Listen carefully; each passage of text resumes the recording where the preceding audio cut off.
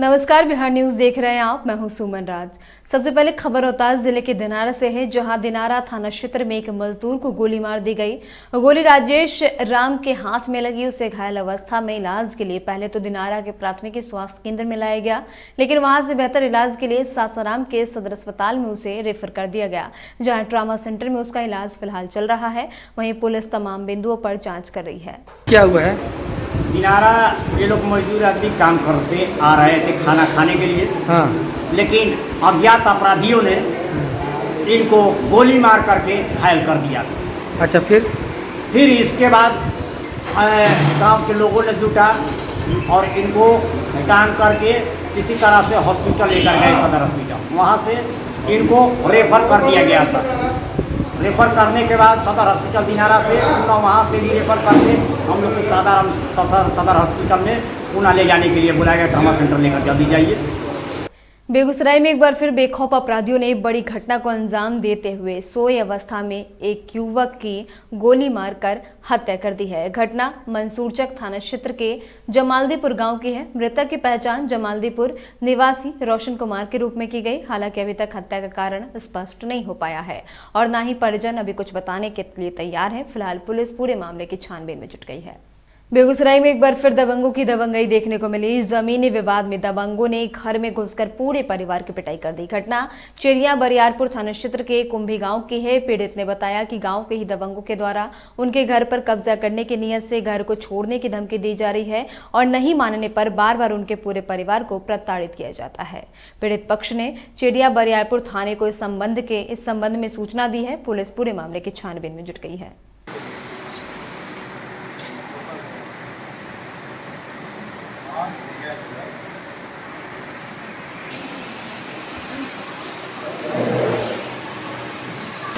Sir ये रोटी बन गई, रोटी बन रही है। आइले सब बैठक करे, मनीष ज़्यादा विवाद से मार लेते हैं तो बात कर मार लेते एकरा मार लेते हमरा आर कहे बाकी जोर से दें हम भी जोर से दें। कोई कारण नहीं था। पंचायती का गेट भी पड़ गया था सर। अमीन रखने के बात भी हो गया था, जो उर्फ सरपंच है ना, उसके सामने। और उसके बाद फिर घर पर 7 बजे हम छोड़ गए। दारू माफिया है।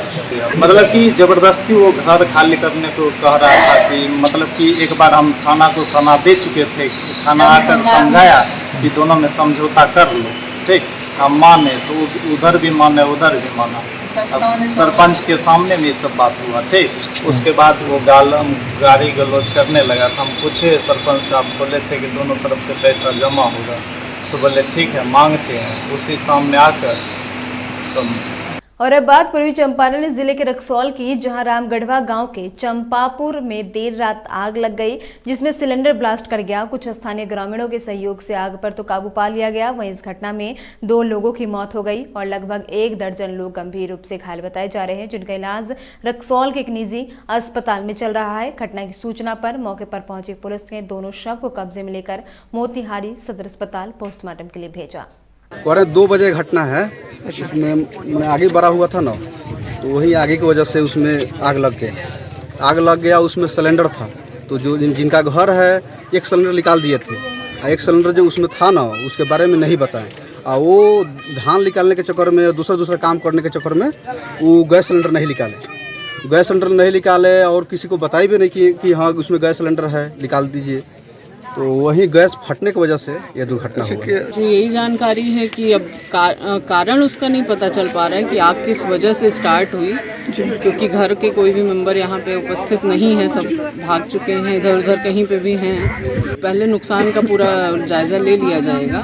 बड़ी पदाधिकारी जो होंगे यहाँ पे, उससे संबंधित जो होता है मुआवजा सरकार की तरफ से दिया जाएगा। औरंगाबाद जिले के गोह मुख्यालय के पुंदौल स्थित डीएन पब्लिक स्कूल में स्वतंत्रता दिवस के अवसर पर चल रहे सांस्कृतिक कार्यक्रम के दौरान विद्यालय की छत की रेलिंग धराशायी हो गई, जिसमें मलबे सहित नीचे गिरने से 17 बच्चे घायल हो गए। सभी बच्चे को पीएचसी में भर्ती कराया गया है। इसमें 4 की हालत गंभीर है, जिसे गया मगध मेडिकल कॉलेज रेफर कर दिया गया है। वहीं सूचना मिलते ही गो थाना अध्यक्ष शमीम अहमद ने दलबल के साथ घटनास्थल पर पहुंचकर छानबीन शुरू कर दी है। विद्यालय से लगभग 17 बच्चे आए थे, जिसमें से 4 लोग काफ़ी सीरियस थे, जिनको कि गया NMCH रेफ़र कर दिया गया। वहाँ पे पता चला कि स्कूल में कुछ सांस्कृतिक कार्यक्रम चल रहे थे, उसी में कार्यक्रम के दौरान ही रेलिंग गिर गया, जिसके चलते सारे बच्चे लगभग 17-18 बच्चे घायल हो गए। और अब बात मसौढ़ी थाना अंतर्गत मसौढ़ी के मेन रोड गुमटी के पास की कर लेते हैं, जहां दिन दहाड़े एक वृद्ध महिला से बाइक सवार 2 युवकों ने 50,000 रुपए छीन लिए। पीड़ित महिला ने बताया कि वह बैंक ऑफ इंडिया मसौढ़ी से रुपए निकालकर अपने घर गंगाचक मालिकाना जा रही थी, तभी बाइक सवार 2 युवकों ने एक घटना को अंजाम दिया और रुपए लेकर फरार हो गए। वहीं इस संबंध में पीड़ित महिला ने मौखिक रूप से मसौढ़ी थाने को आवेदन दिया है। फिलहाल मसौढ़ी पुलिस मामले को लेकर छानबीन में जुट गई है। बैंक ऑफ इंडिया से रुपया निकाल के जा रहे थे सर, गुमटी से जा रहे थे, हॉस्पिटल रोड मूरे वाला कोना पर गए तो मोटरसाइकिल सवार 2 आदमी था, लंगी फंसा के झोला छीन के भाग गया। 50,000 रुपये का तो पैसा छीन करके लेकर के भाग गया। उसके बाद में हम लोग थाना पर गए, थाना में बोले बड़ा और सबसे बोले कि सरकारी आप बैंक अकाउंट पासबुक जो भी आपका छीना है सब आपका वहाँ से ये हो जाएगा।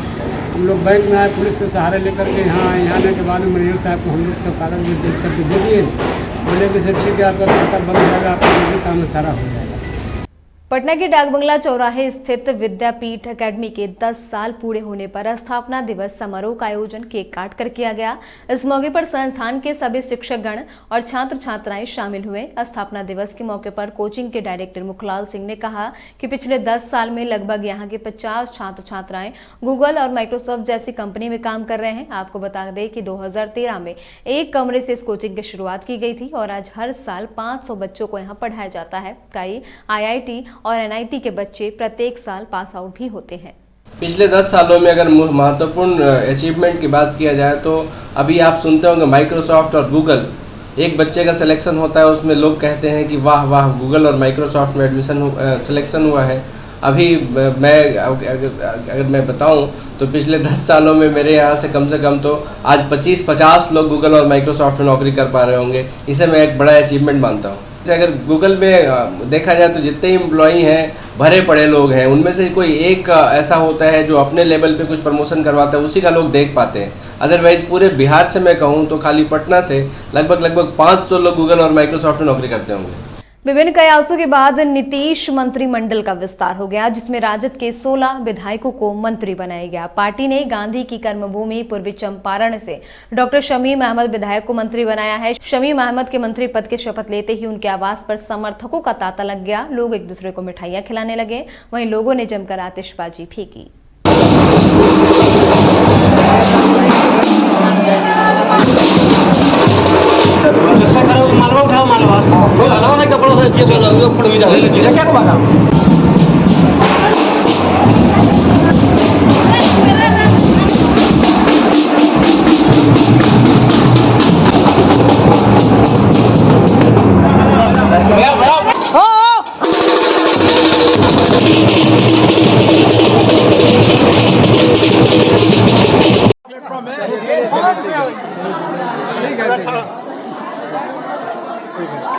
रुक जाइए तनी बना लो।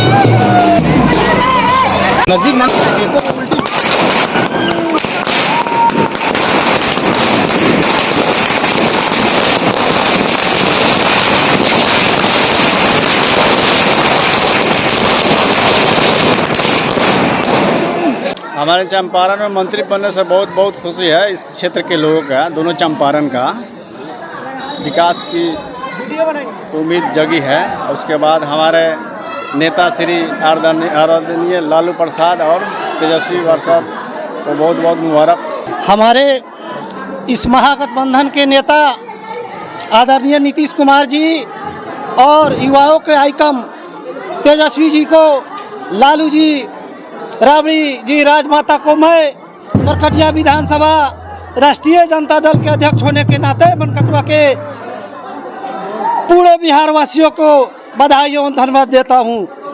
तो मैं ये दावे के साथ कह सकता हूँ कि पूरे बिहार में वो अपना कार्यभार जो है अच्छे तरीके से करेंगे। मैं इसी के साथ तेजस्वी यादव, लालू यादव और सभी लोगों को, माननीय मुख्यमंत्री जी सभी को मैं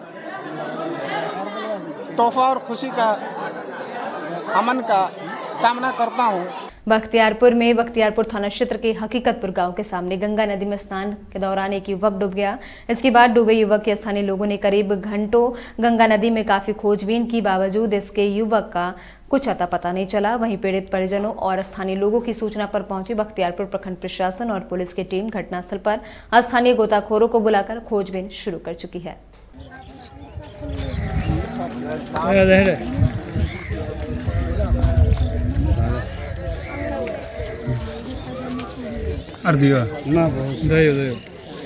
तो नहाने आया था गंगा जी पे, मालूम नहीं था वो वहाँ पर पानी ज़्यादा गहरा था तो वो डूब गया उसके साथ। तो क्या अभी तक खोजबीन प्रशासन के द्वारा? प्रशासन अभी आया है, बोला गोत खड़े आ रहे हैं।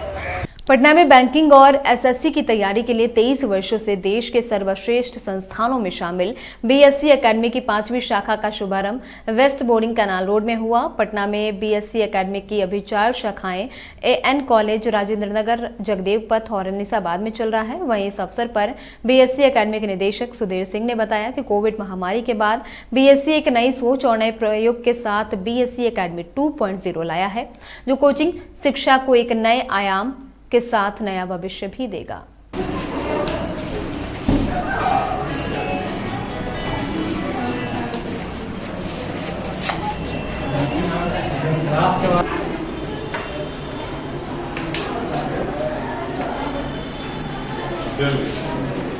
बीएससी एकेडमी एक नया सोच के साथ नई तरीके से एक बार लॉन्च की है। फिर से यहाँ पे एक नया ब्रांच जो बीएससी बोरिंग कैनाल रोड में आई है। पहले ये एन कॉलेज के सामने भी थी और ये चौथा 5वां ब्रांचेज है हम लोगों का।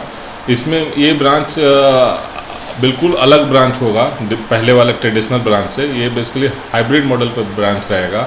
इस पे क्लास जो होंगे ऑफलाइन क्लासेस रहेंगे, बट वही सेम क्लासेस को ऑनलाइन भी लाइव क्लासेस दूसरे बच्चों के लिए भी अवेलेबल रहेगा।